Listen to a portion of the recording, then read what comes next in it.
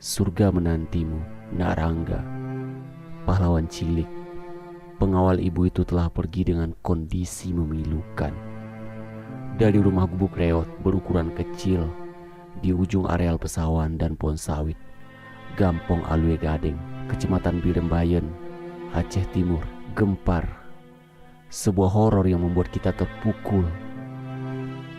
Tak terbayangkan, kejadian super sadis terjadi di Nagraj Aceh.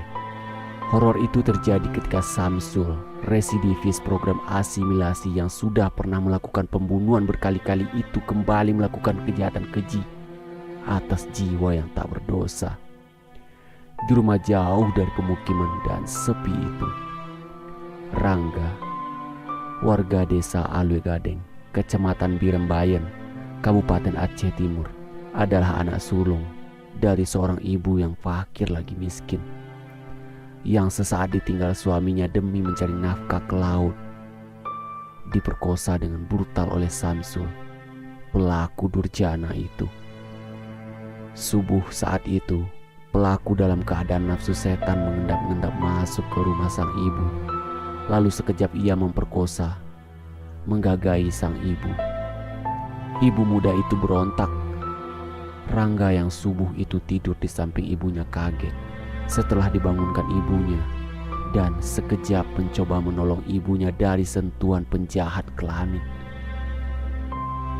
Siapa sangka bocah yang sedang dalam pertumbuhan menjadi remaja ini, yang dianggap pelaku sebagai penghalang niat bejatnya itu, lalu ditebas pelaku dengan parang panjang.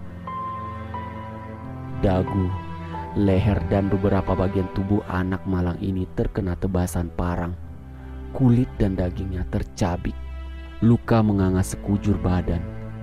Darah muncrat membasahi tubuhnya yang seketika linglung dan terjerembab ke tanah. Jari-jari lembutnya terputus demi menangkis kibasan parang, membela diri. Apa daya, Rangga hanya bocah kecil tak bertenaga. Ia kehabisan darah hingga lemas, sekarat. Tak sampai di situ, pelaku yang dalam keadaan kesetanan itu menyeret ibunya beserta mayat Rangga ke tepi sungai. Di sana ia lalu mengikat sang ibu dan kembali berbuat tak senonoh.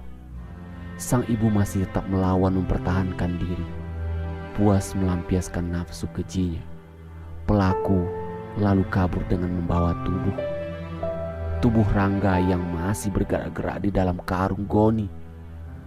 Di sungai dekat rumah Rangga itu, tubuh Rangga ditenggelamkan, lalu pelaku melarikan diri, hingga tubuh itu ditemukan oleh aparat dan warga keesokan harinya.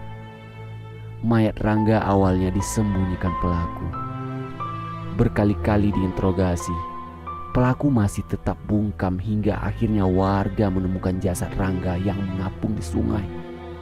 Akhirnya, Rangga, sang pahlawan cilik, pembela marwah ibu itu, syahid di tangan residivis asimilasi biadab. Sungguh sangat menyayat hati apa yang menimpa Rangga dan keluarganya. Tak terbayangkan hingga kita dibuat hancur oleh pelaku biadab durjana itu. Rasanya berbagai kutukan sangat layak kita umpatkan kepada Samsul, si biadab. Semoga cepat ke neraka mempertanggungjawabkan semuanya. Engkau Rangga yang harus kehilangan jiwa demi menolong dan membela marwah ibumu. Engkau wahai penghuni surga, pahlawan bagi ibumu. Tidurlah dengan tenang di surgamu. Tenanglah kamu dek. Di istana sana, doa kami menyertaimu. Terima kasih atas program asimilasinya Pak Menteri. Banyak orang yang tak bersalah tewas gara-gara orang yang Bapak keluarkan dengan alasan takut terkena virus. Sekarang mereka menjadi virus mematikan secara nyata untuk masyarakat luas. Terima kasih Pak.